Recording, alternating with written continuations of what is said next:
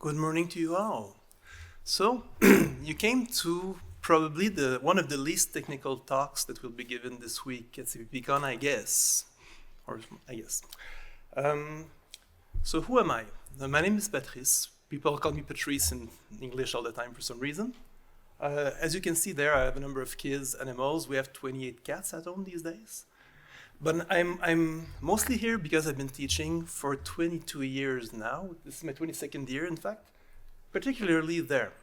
So I teach both at college level and at university level where I come from. And you have to know that in Quebec, college comes before university. It's not the same thing. There are different levels. People go from high school after 5 years to college for 2 or 3 years, and then they move on to university should they be so inclined.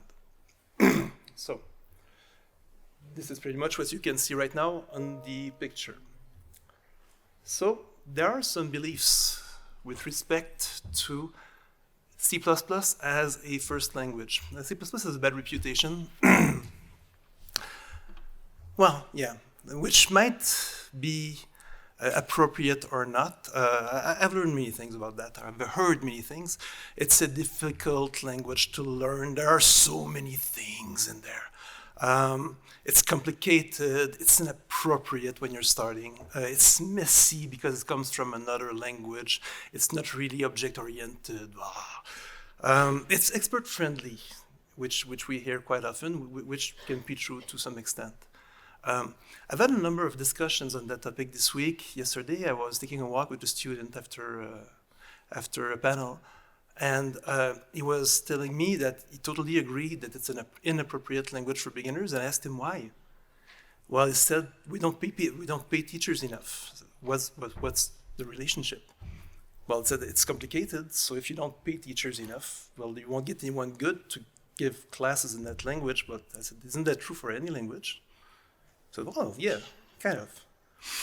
I was working this morning again with someone else from some company who told me, well, it's the difficult thing is the memory management. Well, I don't do that with beginners, do I? Anyway, so, but these are points of a reputation that we have in C++. The most painful point to me today, the reason for this talk, is the one that you see in bold characters right now. Is it inappropriate for beginners? You have to understand that this worries me because I've been giving C++ classes to beginners for 21 years and it kind of works. So I'm wondering if I did something wrong. So how will I proceed today? I took the first few exercises I'm giving to beginners normally. Very simple stuff, as you'll see, so it's not technical. The worst I will do today is write a function. I'm really sorry for the noise that this makes. I'll write solutions in many languages. Well, many. I'll use pseudocode because I use pseudocode at work. I hope you won't mind. I'll use Python. I learned Python this week writing these examples because people told me it's easy. So I said, well, I'll learn. I must say it's been enlightening to use Python this week. If it's simple, it's like most languages, it's simple when you know what you're talking about. I wrote it in C++, of course, Java, C#. I'm proficient in all of them. That's okay. And I'll go through them with you, and, well, maybe you'll be able to make your mind if one of them is really more appropriate than the others for beginners. Why not? So that's what I'm going to be doing. You have to know that my students, so those I have in mind right now, they are 17 to 20, so they're fresh out from high school, most of them. I have some more experienced ones, but I'm not talking about the university people that I get because those have prior programming experience. So that's not what I have in mind. They have what we call high school plus 2 months because they've just graduated, so they're nervous coming into the big world with higher education and everything. So there's a lot of new stuff for them. But we don't suppose that they have learned programming beforehand. So they come with a fresh start. Some of them, of course, have. And these, well, we have to give them more structure because they know what an if statement is, they know what the loop is, they know what the type is. Yeah. So, and most of the problems that I'll be using, I've been there for a while. So I just don't want you to think that they are biased towards C++ or anything. I went through the same essential problems when I was a student because I went at the same school in the 1980s in Pascal. Okay, so it's the issue is not the language, it's what we want people to get. So as I said, this is what I'm going to do. I'm going to use many languages for each of them. A few words of warning, because we're in a room of experts, in a conference of experts. So you will see things you will not like in the code, but you have to take the beginner's perspective in this case. They have never programmed. So I will be using braces sometimes in places where I wouldn't use braces in real programs, but I'm working with beginners. They don't know what a scope is, and they're nervous. I have tried to respect the brace style of C# and Java because they have more imposed styles and practices. In C++, I use my own style. I hope you won't mind too much. I know that people these days don't use only uppercase symbols for constants. I will, because there's pseudocode in there. And when students begin, they don't really know what a constant is. They're lost a bit, and it's a visual marker for them. So when I start, that's what I do. Okay, you don't have to maintain that. I know that in C++ we use uppercase stuff for macros. That's not the idea here, it's translanguage. You will also see things that I never do in real life, which means declaring a variable and then writing to it later on. But again, when you're doing pseudocode, when you're mixing declaration and initialization, they tend to forget to do one or the other when they're writing actual real code. So just to keep things simple, it's not production code, okay? As long as we agree with this. It avoids weird mistakes. If you don't believe me, well, come to my other talk later this week. You'll see I'll make a plea against that anyway.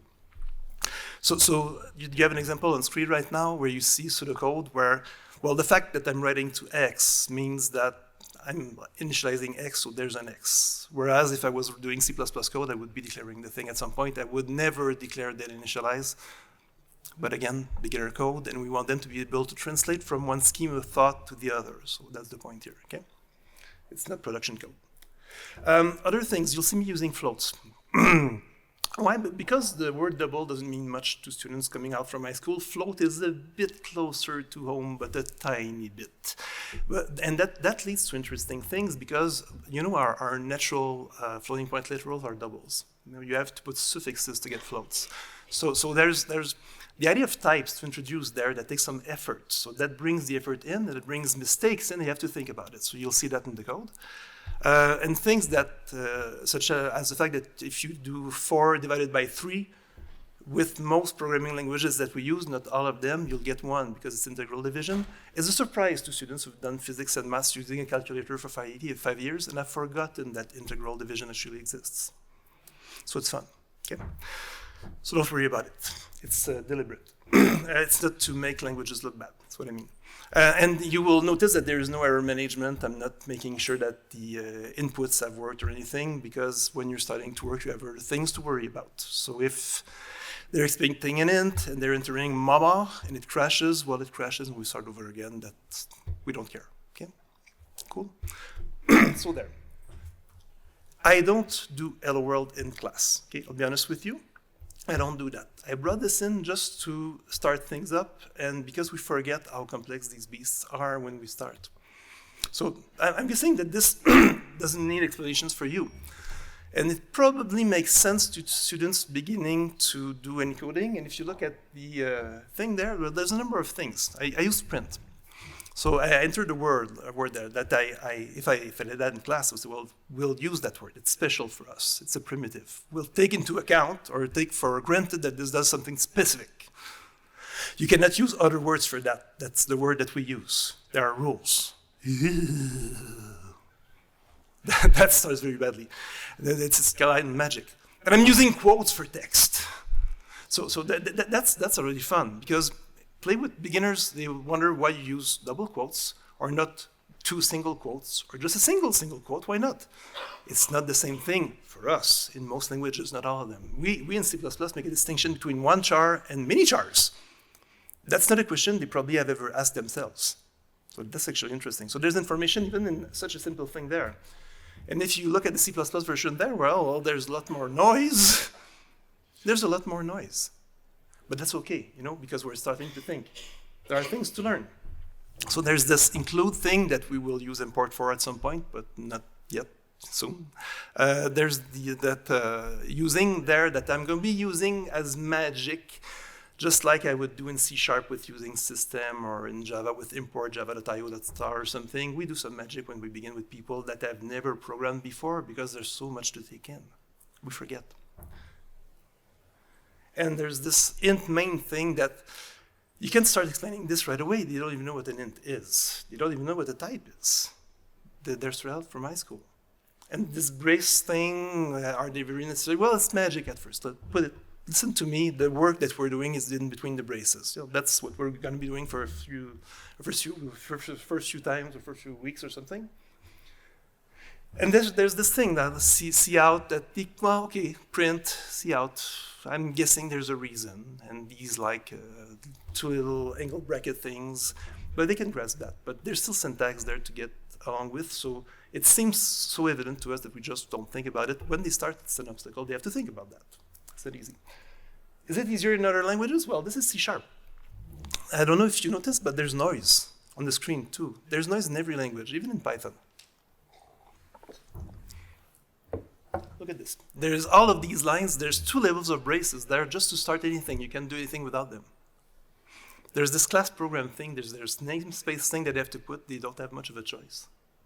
That using thing, that's magic. That's okay. Well, we accept magic in most languages when we start, before we explain things. But it's not simple. There's noise. There's noise. And there's a lot of words on that main thing there. They don't need to put the string bracket there. But when they generate code, they will end up with that, and they will wonder what it's there for. Static, void, main, there are lots of words. And you tell them, well, it doesn't matter, it's noise. It will be generated for you by your tool, and you'll be writing between those braces, but put your stuff there, don't put it at the left for you. Because it means something to me, and I'll get back to you at some point. Indentation, it's way too early to think about that. And there's this thing there, console.writeLine. Well, yeah, print, they can make the link, that's okay. But there's noise, so there's things to take in. Is it simpler with Java? Well, think about it. Lots of words there too, isn't it? So same kind of thing. There's that class thing there. There's braces. There's positions. There's a lot of words in the first line there. And there's this print thing. There's many words to say print. They might complain, but they can grasp that. That's not a problem. But there's still syntax to bring in. If you ask them to write that by themselves, they'll make mistakes, of course. There's too much. But that's okay. So far, so good. Lots of words. So regardless of language, there's syntax. It's fun, it's exciting, it's a lot to take in at first. And yeah, and there's this function-like syntax with parentheses. You know, we use, with cout and cin, we use those angle bracket things. Some people might think it's more difficult, but think about it. They've only seen functions in the mathematical sense before coming to computer science. So to them, y equals f of x. It means that the two things have the same sense, not that there's processing and assignment. Assignment is new. They've never done that before. It's new stuff for them. So it's fun, it's weird, and it's intriguing. But I don't start with this, it's too easy. What I start with is something like this. I try to make some basic maths with them because they've just done some physics and some maths in the last few years. So it's closer to them. So I make a joke out of it. I say, well, let's say you're in college now, so you're a big guy, big girl. And then you go back to high school to see your friends, and you meet your old physics teacher who's getting old, and who has trouble remembering things and wants help in implementing something that will compute the volume of a sphere or something, because that formula is getting difficult to remember and all. So, and they have to think about it, and they discuss with the person and try to figure out what's the ins and the outs. They get the formula, and they have to work it out. So they need to get to the recipe of the algorithm where they get from the input to the output and do things in the right order. It's very simple. It's 4 steps. But it's the first time they've ever done any such thing. So the closest that they have to that is driving directions, maybe, or doing a recipe. If you don't do things in the same order or the right order, sometimes you get running weird results. And there's this I/O thing that's not simple there. So just expressing the algorithm in pseudocode, it's a challenge because it's formal. It's not just words. Test it on paper first. I don't know if you do that. I know Kate's in the room right now, often fighting with use debuggers early, and I do that. I use debuggers early, but I don't use debuggers first. I want them to think a bit. So just testing your hypothesis on paper, saying, well, if I put 1 there, what do I expect to see coming out? Before I start running actual tests, what's my plan? So there's this thing there also. Like I'm going to try to compute the volume of a sphere. I'm going to put in 1 as a radius, what I'm expecting to get as output. And they work at it with the calculator and everything, and 4.18 or something, I have a plan. Yeah. So pseudocode is generally simpler, so you end up with something like this. Like you have a constant up front, pi, that, of course, is worth 3, 14, 15, 9. Everyone knows that. Kind of. This is kind of a joke. They read the radius, so there's a word there to learn. And then there's this weird computation there where deliberately there's the order of operations to be aware of. So there's the exponent thing, there's the division, a couple of multiplies there, and there's the assignment that's totally new for them. So, whoa, something's going on. So yes, you do the right-hand thing, and then you take the results and swoosh to the left side. You have to make the noise. No, don't laugh, noise counts. Especially when you're writing functions, things move about. And then you print the output. And there's an ordering to that. So you go through that, and yes, if you don't do things in the right order, well, it won't work, because if you don't read the radius first, you can't use it in an operation afterwards. And it's kind of new, it's kind of alien. But it makes sense. I don't get complaints from that. It makes sense. So they move their head like this up and down. Yeah, okay, of course they don't get it because they haven't done it, but still. So you look at this, there's a lot of information. So you have the primitives, read, print, and the assignment. The assignment is complex. There's a symbolic constant. There are literals in there. There's input and output, which is really not simple for people. I'll return back to that later. I have rules for names. I impose rules. Variables are like this, and constants are like this in my class because you're starting, and I want to know that you're getting what you're doing. There's a number of arithmetic operations in there. It's simple stuff. Assignment, and do not underestimate the problem of doing things in sequence. It's surprisingly difficult for beginners. They tend to skip over operations because they do that in maths. In high school, they skip operations because they're so bright. But of course, if you do that with a program, well, you get the results that you deserve. And Python is not that far. This is Python. No, I cheated before. If there are any Python experts in the room, I know that this one cheats because it didn't fit in the slide. Okay, but that's pretty similar to pseudocode. So those who say Python is like pseudocode, well, so far so good. Except that it's not as simple as it looks. So when I was trying to write that, I wasn't playing. So okay, I'm reading input radius. I get that. I want to put it in a variable and then use it, and it crashed at runtime. I was trying to use my radius and it crashed. And this made me think, people complain about our error messages, but they should be using Python to discover the pain of error messages that say nothing.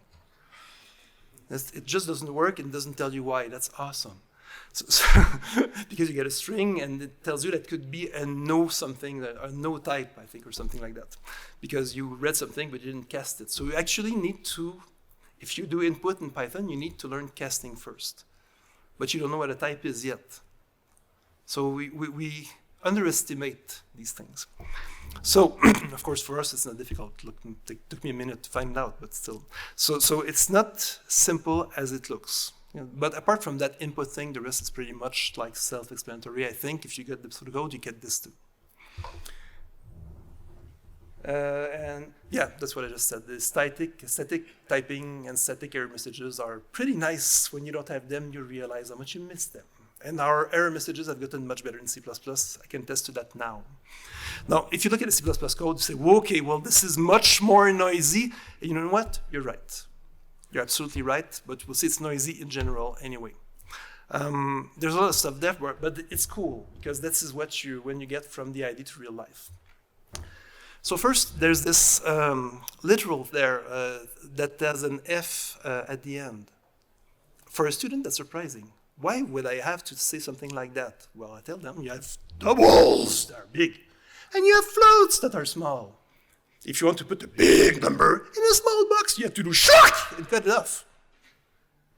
That's natural, and there will be blood all over the place. It won't work. And I'm using floats deliberately again because double doesn't say anything to them. Float kind of has meaning, so that's okay. But I declare before I use, as I said, I wouldn't do that in real life for the variables. And there's the types thing. Now, why would I need to say that it's a float? Well, your computer doesn't know if you're talking about text or integrals or floats. They've only been using floats all of their lives. They have no idea what these things mean. It's all new to them. In fact, they used to do that in elementary school, but they forgot. And even text is weird to them. And these are these semicolon and commas there that are weird to them too. Why should I need to do that? Well, it's not line-based, it's token-based. So you're going forward, and until we reach the semicolon thing, the punctuation, we don't know if you're done telling us something. Okay, they get that. So that F thing, I don't put that first. the thing I do with them is I leave it like in pseudocode, and then we get this weird warning in C++. It's an error in Java and C#, but in C++ it's a warning, normally. And that's, why is it complaining? So you know what, the weird thing I do with them? We read the message. We actually read what the compiler tells us. This is really cool. Because they check it out with 17-year-olds, they don't read. They skip words. It's every year, it's awesome. So they read, and they read just some words. No, you read too fast. Let's take it one word at a time. And then that actually makes sense. The messages we give them make sense. It's cool. And it actually tells you to put the F at the end if you really want it. So we put the F and it works, and it's like awesome, discovery. But that's the fight of the entire semester, reading the damn messages. I swear it's the most difficult thing they have to do. It's not programming, it's reading. Yeah. It's not because they're bad people. It's because they're bright people, they go too fast. So do not underestimate that. And then there's a number of things there. If you do 4 divided by 3 in C++, you'll get integral division, so you get 1. That's deliberate. I do it on purpose. So I first type the things as we did in pseudocode, and then at some point we make it compile, and then we run the thing. And then we enter 1 as radius, and we expect to see 4.18 something, and we get pi. And there's like silence. And some people are saying that the computer is wrong, of course, because they do it on their calculator. That's not what they get. So it's well, I'm sorry, but your computer is right. So you discuss types, introduce the idea with them. Integral division makes no sense to them. 4 divided by 3 means 1. And then you do it for them, 4.0f or something, and they see the numbers change, and it's like a revelation. There's a shock there. You have to be precise. You have to be more rigorous. That's part of the learning process, of course. So yes, this is interesting to do with them because there's a shock there and there's something to get from it. And the fact that you have to have an hypothesis before you run your code and then validate it is already enlightening in itself. But that's not C++, see? That's coding. And there's this input and output thing, so C in, C out in C++. The assignment, that's an equal sign, because equal means something different to them. That's weird, that's weird. But they can get through that. And that ENDL thing to change line, the fact that you would want to do something special to change line, it's not self-evident, something that they learn. So, but that's just syntax. So look at C# now. It's pretty much the same noise, don't you think? The biggest difference there is that there's a namespace, and please let me tell you, I used an accent there, it's deliberate. I'm French, as you can tell from the accent. So are most of my students. And the fact that they cannot use accents in their symbols in C++ is a bit of a pain, to be honest. They would rather be able to write in their own language. So, yeah. It's not bad, but it is an obstacle to appreciating a language for some. So there. But it's the same things there. The big difference between the constant in both languages is that you get a warning in C++ and you'll get an error in C#. But you get to the same point, there's something on screen, you read the message, and it's pretty clear. So I don't think it's bigger or smaller, it's the same kind of level of difficulty. I'm not sure that the beginner grasps the difference between a warning and an error anyway. And again, I do the same dance. I start without F, get the error, read. I do the same dance with the integral division with the floats, get the same results. So input and output are a bit more complicated. We tend to think that C# is easy, but look at this. Float.parse of console.read line with 2 levels of parentheses. There's text involved, an actual transformation to float that you have to explicit in there. It's not actually simple. For beginners, I mean. I'd go as far as saying we do it a bit better in C++ for beginners. For beginners, it's less detailed, but it's not something that's unsurmountable. Yeah? And console.write line, it's not a difficulty. So there's a translation to do in your mind, but is it more easy, more difficult? I don't know. And if you go to Java, it's a bit more complex. Java, it's not beginner friendly because of input. If you've never written Java, reading from the keyboard, it's spectacularly difficult. But it's something that you want to do with beginners. You want to enter your name, hey, you, or something. So look at this. Same thing. There's finals that have const. That's not bad. Same procedure with the float and everything. Same issues, same division issues. That's all interesting. You can teach that in the language. That's cool. But now reading float with a big F. Dot parse float. So you have to repeat the float for some reason. And you have to create something to actually read from the input. There's nothing simple there. It's very difficult. So it's like another recipe to learn. Nothing unsurmountable. You could write a library to do that for you. But then you would have to use library in your code and show how to do it. It's non-standard, so they would have to unlearn it at some point. And there's the big float with the big F and the small float. There are two very different concepts in Java, so you have to be careful and probably not show it right away because you're gonna drown them. So yeah.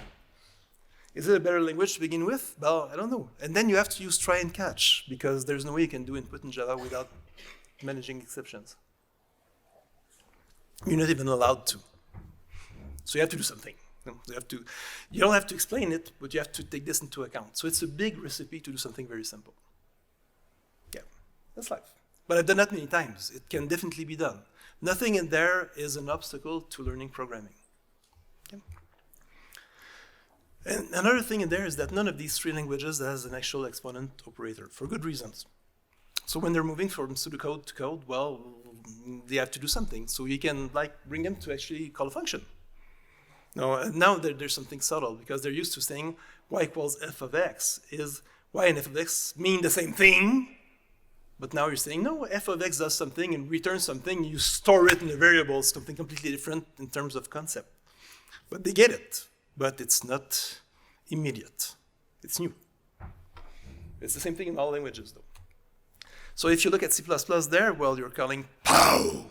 Normally I say it very loud, but people on YouTube complain because I speak too loud. And you include CMAP, but that's something people can deal with, including a library and calling POW. That's okay. Well, look at it in C#. It's pretty much the same thing, except for one little detail. We have overloads for the math functions in C++. You can call POW and store it in the float, and you won't get to do extra work. In C#, they're all returning doubles, so you need to learn casting to do that. Nothing bad, but something more to learn. Are we okay? And it's math.pow with a bigger P because, uppercase P. So same thing. And in Java, you end up with the same result. You have to cast because the functions all return doubles. Nothing too bad, but to cast, when it's the first time you meet a type in your life and you just learn float, okay, that's a lot to take in. It's practice, but so simpler, I don't know. Stuff to learn. So you want to call it mathematical functions at some point because they're going to do maths because it's closer to them than text when they come from school. They come from high school, they've done maths, but manipulating text is something that they're going to learn with us. So very strictly speaking, they've done some minor algebra. So what I do with them is I take the Pythagorean theorem with the hypotenuse and everything, but I make them read the hypotenuse and one of the cathetus, and then they compute the rest. So they have to do some work. It's minor. They get it without trouble. So in pseudocode, you get something like this. As you can see, there's a square root thing there. Square root and two power things. Power is easy with pseudocode. It's an operator. Square root, they wonder about the syntax. They want to do this little beautiful mathematical symbol there and say, well, no, pseudocode, use the keyboard, so don't do that. So nothing difficult there. Python, well, you import math. You have to cast your inputs to floats, so you have to learn casting. But if you look at the equation, it's pretty straightforward given that you've actually got a number in the first place. So that's fair. If you look at C++, there's more noise again, but really, the real thing is you need the math thing that you've already seen maybe. And you do your square root there, well, it's functions, it's pretty straightforward and there's no casting involved. So it's not that bad. That's reasonable. Oops. Now I'm moving to C#. As you can see, it's smaller on screen. Why is it smaller? It's because all of the braces, the The usage is to put them in a vertical manner. So with screens, it's not useful because you can't cram more information on the screen, so you have to spread it out like that. So, but the difficulties are pretty much the same. So you need your variables. And one thing I didn't mention is that in this problem, since you're reading 2 of the 3 sides of the triangle, you're trying to deduce the third, and that third one is neither an input nor an output, which is weird to students sometimes, because they're like, what do you do with this? It's not an input, it's not an output. Should I read it? No, you have to compute it. Ooh. There's something to learn. There's an intuition there. That intuition I don't really get when I write swap with them. The reason I didn't put swap as an example, because I do that early, is because you cannot write swap in Java because there is only pass by value, which is crazy. So there, not being able to write swap is scary. So you have this additional variable to put, but in all languages. And when you're computing this thing, I don't know if you can read that equation there, paren, float paren, of math.square root, of math.power or something. There's like 3 or 4 levels of parens there, plus a cast. It's really not a simple equation. It's interesting, but there's a lot that they take in, and when they do it by themselves, it takes a few times before they get it right. Just casting the right place, it's difficult. But they have to do that in this case because the variables float and all the functions you return doubles. So you could make things simpler by making doubles all over the place, but they wouldn't be learning. So if you're a teacher, that's a bit of an annoyance. And if you look at Java there, it looks worse, but it's because of the inputs that are terrible. Because the actual mathematical part is the same, so that's not a problem really. So is C++ that bad of a language for beginners? With these examples, I don't know, you tell me. Then you have to make decisions sometimes when you're coding. You have to make like if statements or something. Now, we take if statements for granted because we do logic and everything.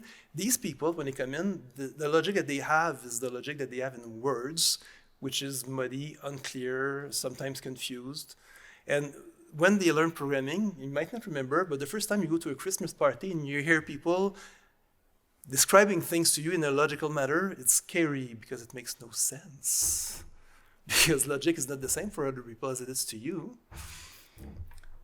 So just learning these things is difficult, but there's a lot to take in with these statements again. There's like braces, if you have a brace-oriented language. There's indentation.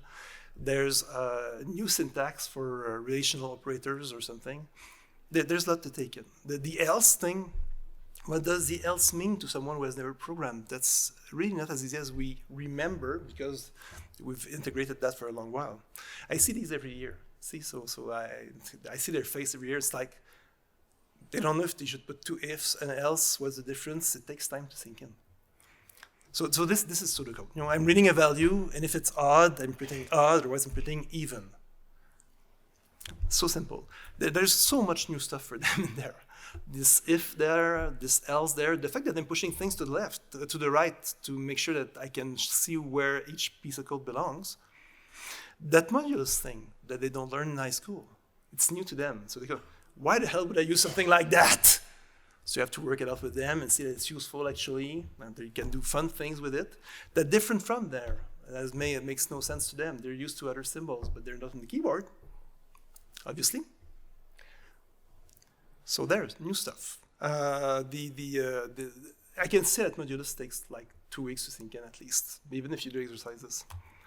And that if else there with the syntax, one thing that's fun to do is they're wondering why they should push the things to the left. You know, there's if and there's something, and there's else and there's something, so why bother? Well, of course, you can put a few lines in between the if and the else, that's more fun. And you can do just a little one that has an if within another if, and then you play with the positions of the else, and then you have more interesting results. If you think it's simple, try it with some beginners that you meet. Ask them to write a function that finds the smallest of 3 numbers and returns it. And just check it out. Most of them will forget one case. It's difficult. And they're not allowed to use ands and ors to do that. Because you know what? If they do it with ands and ors, they'll end with very bad code. They won't get it. They'll be repeating themselves all the time. So look, seriously, look, pseudocode, Python, it's essentially the same thing. For that one, that one's pretty cool because it's indentation based and everything. The colon things, when I learned Python doing this, the colon things escaped me at first. I was wondering, why the hell is it complaining about my code? Because the error messages were, Well, it's not good. So you need colons at the end of the ifs and the elses. Anyway, but the rest of it, there's nothing more quite difficult. There's the print thing that you need parents for, but it's not that bad. So it's weird syntax, but it's pretty much direct. And the modulus and different from match what we're used to. That's okay. There's noise in C++, but really apart from the braces that I put there that I wouldn't have put in the first place for that. You know? But it's not that bad. The mandatory parents are something that they have to get, but you can just tell them that's the way it is. And at some point when they grow older, they can get the grammar thing. And apart from that, I don't think the difficulty is that much higher than what we've seen. In this example specifically, notice that I've used an int. Whereas in the previous examples that were more mathematical related, I used floats, because modulus only works with ints in C++. It works with floats in C#, but with odd and even, it wouldn't be useful. So a new type there, so something to learn. Nothing too bad though, but they have quite a vocabulary now because they know ints, floats, and kind of doubles. Kind of. And they kind of know string, but we haven't seen really what it is yet. There. Modulus, nothing difficult. That dense thing between ifs and else, yeah, something to learn, but not too bad. And that CL thing that has a chaining output. And that's interesting because that's different from language to language. So in this case, we're inserting things in cout, and there's the fact that your cout's coming back and you're inserting and inserting and inserting. That's something that you can mime. I don't know if you do that when you're teaching, if you're teachers, but I move things around in class with my hands like this to make it sink in. And since the arrows go in the right direction, it kind of works. It's cool. And I make noise like this, otherwise it doesn't work, of course. Now, if you look at the C# version there, there's int2, but the way to read the int is different. Now, someone's taking pictures, I'm talking about C#, that's awful. But the way to read an int is different from the way to read a float. You have to do int.parse instead of float.parse. Nothing major, but something different. When you do C++, you don't see those things. The rest is pretty much the same though. Modulus, if-thence, and everything. Notice one little thing, there's many levels of indentation in this program, more than the C++ stuff. Again, they're kind of used to that at this point, but still there's something that they have to grasp. And if you look at the Java thing, it's a mess because of the input. But if you remove that thing, it's not that bad. Again, you have int and integer, dot parse int. These things should have been designed, I guess, differently because they add complexity to the language without much of a return. But anyway, the actual if statement is the same thing in all three languages, but the overall mechanisms are a bit more complex. And again, you have to deal with the exception thing and all. A little thing, if you're doing something like this and you're introducing different from, it's cool to talk about the others, like less than, less or equal, or something, because they're not used to the symbols that we use. And the equal thing in all three languages, as you might remember, it's confusing. Yeah, so it's easier to start with a different from than an equal because it's a mess otherwise. There. The chained output in C#, let me return please. In C#, I'm on slide 102 there, the console.writeLine thing. I know there's other ways to do this, but they're more complex for beginners. So that zero thing within braces with the actual thing that fits with it later on the line, it's very evident to programmers who have done something before. For beginners, it's not simple at all. The connection between the two is not easy. And counting from zero is something that we do naturally that they don't do naturally, something to learn. So there's something interesting there. I'm not saying it's bad, I'm saying it's more complex than we think. The Java version, with concatenation of strings is also not difficult, but it's also new. These are all new things depending on the twist that you're taking or the ways that you're following to destination. It's not simple. And just quickly, just writing a function, using is important. Writing a function is important because there's a pathway. You go from the arguments at the calling site to the arguments within the function. Let's keep it pass by value to make it simple and portable. You do computation, you do return, it comes like shoosh outside. There's noise, of course. That pathway is very difficult to grasp at first because there's different names, different scopes, indentation, things move around. They change state. We tend to use a positional argument passing scheme. I know you can name arguments sometimes, but it's very tricky. We forget, but that takes me at least 2 hours to show and make people grasp with exercises, and for some students it takes 2 weeks.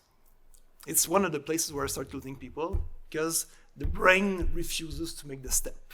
There's something there that's going on. It's actually pretty cool. So just pseudocode there, like a function that has a and b, computes the sum and returns it, and it's being called, and I deliberately used other names. Ooh. So you'll get questions like, why is it x there was not x there? Well, it's not the same variable. There's like this begins there and ends there. So you can show them, well, variable A is born there, and it dies there. But see, it escapes, because there's this return thing that gets information out. Oh, and then I use a chalkboard, and things move around, and I do arrows and everything, and it's still not enough. It's a lot of work. So there's this naming thing that you see there. The local variables, I could use the same. Sometimes I change names to show that like, you can have the same names with different values. It's a lot of work.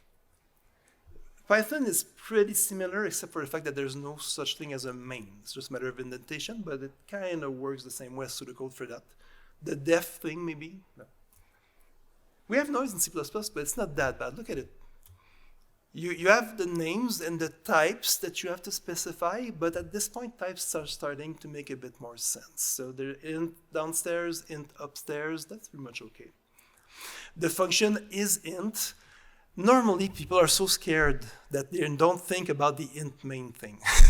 So I let it pass. Shh, I don't talk about it right now. So just int sum. And sometimes they're bright and they see the connection, but they don't push it. So the fact that you have variables that have different names in 2 places like this, that you have 2 functions really right now, because you have main and you have your sum function. Oops, main is a function, something's going on. So there's discovery there. And the variables for your return statement, the pathways, path by value, it's not simple. And sorry if it's small, but C# again with the braces thing. But look at the both things. There's static int, static void. They're wondering about static. Shh, we'll talk about it some other time, of course, because really it's pointless. They should have functions. But the same difficulties for the rest. Really, it's the same positions, the same ideas. It's not more difficult. It's not more simple. And with Java, to be honest, it's pretty much the same thing as with C#. There's no added difficulty for such a thing. It's syntax, but nothing deep. So for beginner things, and right now I'm at like 3 or 4 weeks into a semester, we're starting. I haven't used pointers. I haven't used arrays. I've used ints and floats. I've used functions. Works pretty fine. The difficulties are similar from language to language. Now, why do we get into trouble with C++? When I was talking with people this week, that's what I heard all the time. Well, it's so complex. Memory management is complex. Pointers are complex. Why the hell are you talking to me about memory management in a beginner's class? Please get out. So there are things we take, there are things that are difficult when learning programming. Programming is difficult. It's fun. It's a lot of fun. But it's a difficult activity, and that's okay. We take them for granted because we're so used to them. When they're learning, it's tough. It's not a matter of language. Programming is tough. In most of our languages, the ones that I said main commercial languages, so let's take these big 3 there, maybe Python if you feel like it. Syntax can help, syntax can be a bother, but they're not that dissimilar. The difficulties are not there, really. They're minor. If anything, there's more syntax for beginners in Java and C# than C++, because you need to prefix everything with class names and have static all over the place. Some things are more painful than it should be. The keyboard input in Java is terrible. I don't know why they did that. In fact, I know, but it's terrible. They need a shortcut. C# is a bit more practical for that. And there's many things that you need to learn that are not language things, like scope, naming, and everything. Types. Big things like semicolons and braces. You know, a beginner doesn't know where to put braces and where to put semicolons. It's confusing. And you might find that funny. Right now I have 3rd semester students with me doing a C# class. And I don't like doing this, but it's my job. And I used an if statement without braces last week, and some of them said, how come this works? We've never seen that before. because their teachers use braces all over the place. That's okay. So, but you don't really need it. There's just one statement. Like first semester, you can take that, But it seems so surprising. Okay, I didn't expect that. I'm sorry. I'm sorry. So when I'm showing new syntax, I take care of it. Did you know that? Let's talk about it, because I didn't expect surprises. So teaching is not something to say, I'm so cool. I was talking with Bjarne yesterday, so some people want to show off how cool they are when they're teaching. And how bright they are. We don't care. That's not what you're there for. Just do your job, then.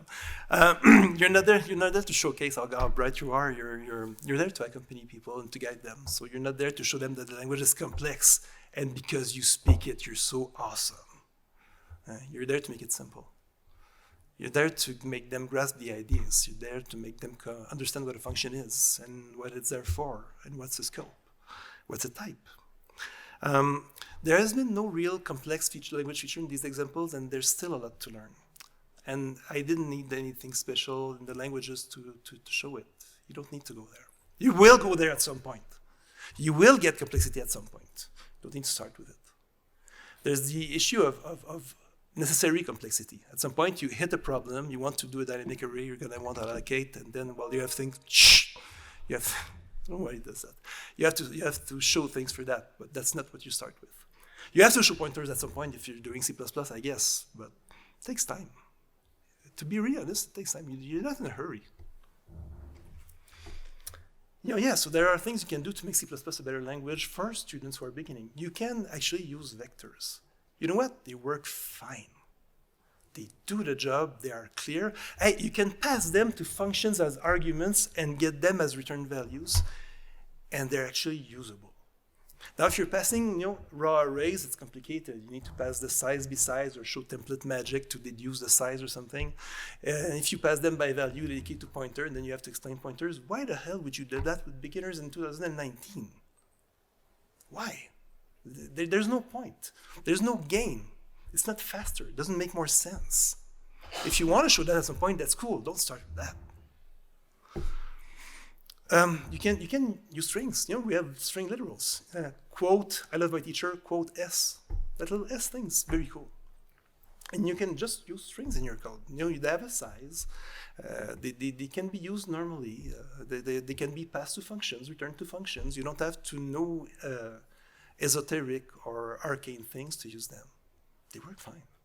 If you're into writing your own string class, you're not in the beginner's level, you're somewhere else. You can use references. You know what? References, they work fine. You can show polymorphism with references if you're so inclined. It works fine. There's no problem. If you work at it, you can take a lot of time before getting to pointers, if any. You can do most of the things with references. And when you get to pointers, because you have a need, then pointers make sense. Instead of looking like a bad thing, they look like a useful thing. When I show pointers? I show pointers when I show algorithms at some point. I start with an array, and then I do some arcane stuff, and then I move a pointer in an array and say, oh, this is ugly. I replace the pointer with an auto there. Oh, it's nicer. And people start laughing because I did nothing. Just put auto there to make it nicer. Then I use for each, and then we get into real things, and then we forget about pointers. Like, they're there for like a half hour and they disappear. They're arcane. That's cute. We laugh. We go to something else. Not in the beginner's class. We're still missing things, though, to make C++ a nice language for beginners. Let's be honest. I just showed a few examples. I do a full semester of those things with the kids. I've done that in Java, I've done that in C#, I've done that in C++, and then it's the same exercises. They code every week. They have to code. They bring back assignments every week. You have to read them. You have to grade them. You have to give them feedback, because the number of times I've heard students telling me, this is the first time I've ever gotten feedback on my code. Like, I know it works, but I don't know if it's good. That scares me, because we're sending these people out into the world afterwards. So there are ways to do things that are simple. Introduce the relational operators like equal when you're doing ifs. They go well together. Introduce the logic operators when you're doing loops. They go well together. That's fine. Take your time. I know that by the mid-semester, they can write complex programs with functions. No pointers, no arrays. It works fine. And at the end of the semester, they can do actually cool things. They can do code with labyrinths, with monsters that scream and run. and they try to escape, and there's colors on screen if you feel like it. They can have vampires killing werewolves, or vice versa, depending on how you feel.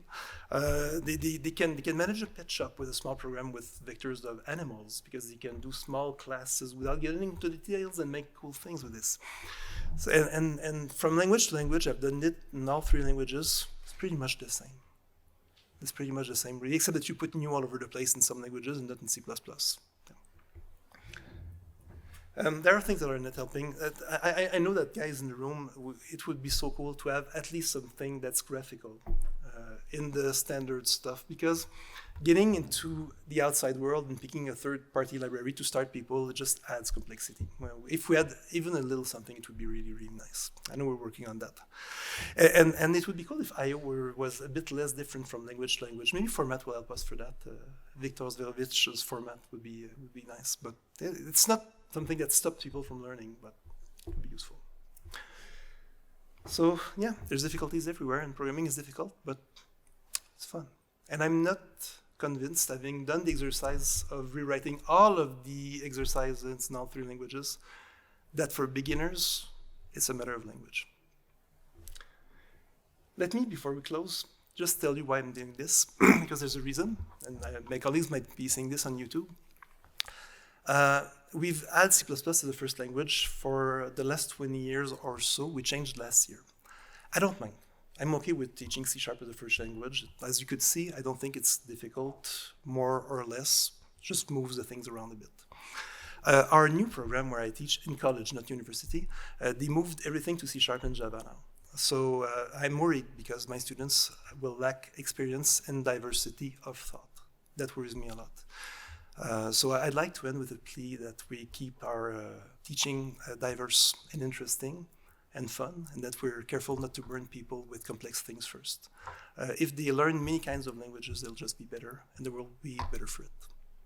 Thank you.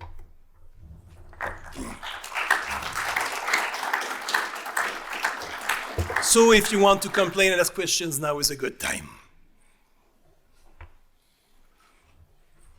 Hi, thank you for the talk. Thank you. Really enjoyed it. You like the technical side of it? Yes. I have 1 comment and 2 questions. My comment is something I thought I'd never do in a C++ conference, and that's defend Java. Cool. Maybe my Java code is bad. That's possible. So I am by no means a Java expert, so maybe someone in the room can speak to this, but I believe the scanner class, it doesn't require exceptions or parsing. So if you declare a scanner object, as typically I've seen in Java examples, like just by scan, you can go scan.nextInt in like 2 lines of code. That's cool. And to be honest, I haven't done the Java stuff in the last 5 years for beginners, so my code might be out of date for that. Okay. And just, I guess for the purposes of bias, I completely agree that C++ is a fantastic language to teach as a first language. I think there are pain points, but the fact that it's is a multi-paradigm language and has facilities for so many object-oriented, functional, generic, it leads to the ability to teach more that you can't teach in other languages. So for the record, I'm not advocating for Java. I think C++ is a great language. My first question is, I would argue, and my guess is that this isn't in your beginner courses, that the reason that C++ is not chosen a lot of the times is that for Java, C#, and Python, all of those languages crush C++ when it comes to package management. And you sort of alluded to it when you had the GUI example, but in the intro CS courses that I took in university, they all ended with some sort of project where not always was there like a GUI part that was necessary, but it was always like for bonus. And anyone that developed their project in C++ like didn't get to that part. Whereas with Python, it's a simple import, choose from Pygame or Arcade or whatever you want, and getting started with that is just so much easier. Now, I think the examples that you showed that compared what you compared, I completely agree. Those are great, but I think if you get to the part where you hit, I need to include some sort of package, that's where C++ fails. So I'd love to hear your comment on that. And then the second question is, I missed the motivation for declaration without initialization. So if you could repeat Because that. when I'm doing pseudocode, you don't declare. So if you don't separate them when they're writing code, they're forgetting some stuff. Oh, so it's the mapping from pseudocode. Yeah, just to make things simpler when they start. We stopped that after a while. And for the package management, you're so right. This is a pain point. I lived at the university sometimes. They do C++ with me, so they have fun. And then they're moving from Python and say, we're going to do fun things with C++. And when they're trying to enter third-party libraries in the picture, that's where the pain begins. And that's why we have SG15. It's working on this. We need a solution. It's not there yet. It's a very difficult problem. And I don't think it's a problem that the community would solve. We can help, but it's a bigger problem than we are. So I totally agree with you on this one. Okay. Thank you again for the talk. Thank you. Yep. Once again, I thought that was a really entertaining talk. Thank you. So, to your point about no memory management in an introductory C++ course, so I want to visit that a bit. It's because it's considered really like fun right now, and maybe I would like to question that, is that it's considered fundamental that you need to know how like memory works in the C++ program, what stack allocation is and what heap allocation is. But do you need to start with that? I'm sorry? You need to learn that. I don't think you need to start with that. Right. Which brings me to the point, like, why then do you just like shy away from pointers for the duration of your course, or is that something that you just come up with later? No, you bring these things when there's a need. You bring these things when you have something to do that requires them. You don't bring them for fun. So if there's something concrete that you need to do with it, then that's cool because it makes sense. It brings something of value. But if you bring pointers for pointers, you're losing your time. They just see the language as more difficult without gain. So use references while references suffices. And then when you need to do something, let's say you're doing your own little array class, then it makes sense to allocate and then go for it. Wait until there's a need. Awesome. One other thing, you mentioned that the function-like syntax of like something dot parens, just function with parentheses and a list of arguments is often more intuitive to students than the operator stuff. But I also mentioned that they're used to functions like y equals f of x, meaning that y and f of x have the same value, not that there's an assignment. The assignment part is new to them. Right. No, I was just referring to the syntax of it. Like it looks kind of like math and calculus. Well, they've seen that first. So how do you explain to students the differences between cin operator, the extreme to a variable, versus cin.get or getLine parentheses cin? To me, it takes some while before I do cin.get because you need to want to grasp even the white space characters or something. Otherwise, you can just don't show it until there's a need again. So it's good. And you can do cin, you writing to the variable, and cout you're writing to cout. So it kind of works for a while. Right. And what about get std, getLine parentheses? Oh yeah, well, when you need to get line, but it takes a while before I actually get there. I mean, at the end of the semester when they need to do that. When I teach the course, like some students just like discover it and then they ask questions. But it's okay. But because there's a need there. See, they discovered it and they want to know. That's cool. Oh, so that's because they'll get it. They want it, so they'll get why you're doing this. I'm just going to get your friends because we still have just 1 minute. Okay, we can talk after if you want. Yeah, hello. Hi, I was just wondering if you have thoughts. I think you said you've been teaching for like 20 years. For 22 years, yeah. If you have thoughts on, given what's available today, what development environment are you using for C++?